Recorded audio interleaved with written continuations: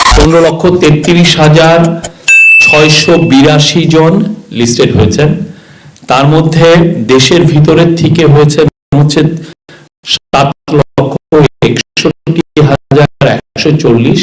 এরা মূলত হচ্ছে যারা ভোটের ডিউটি করবেন এবং যারা তার স্ব স্থানে ভোট দিতে পারবেন না, তারা পোস্টাল ব্যালটের জন্য তারা নিবন্ধিত হয়েছেন।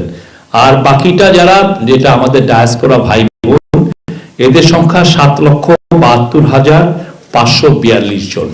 এটা এই প্রথমবারের আমরা করছি, প্রথমবার এটা করার পর এটা একটা অভূতপূর্ব সাড়া।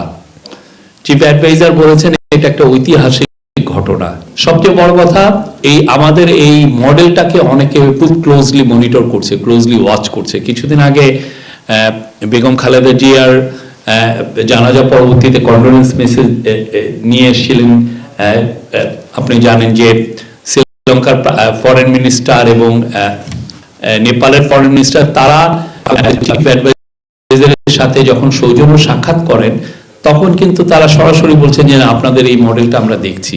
নেপালেরও প্রচুর ডায়াসপোরা পিপল আছে, প্রচুর, শ্রীলঙ্কারও একই। শ্রীলঙ্কাররা অনেক আগের থেকে, আমাদেরও অনেক আগের থেকে তারা বিদেশে, তাদের জনগণ বিদেশে থাকছে। তো এই মডেলটা, এছাড়া ইউরোপিয়ান ইউনিয়ন, ইউএনডিপি এবং অন্যান্য অনেক দেশ, ইউরোপের অনেক দেশ আমাদের এই মডেলটা দেখতে চাচ্ছে এটা কিভাবে ওয়ার্ক করে।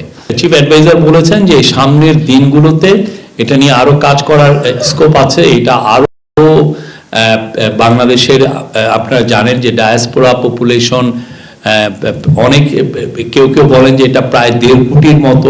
তারা যেন প্রত্যেকেই ভোট দিতে পারেন, সেইটার দিকে আমাদের টার্গেট রাখতে হবে। সেই জায়গায় আমরা পৌঁছতে চাই।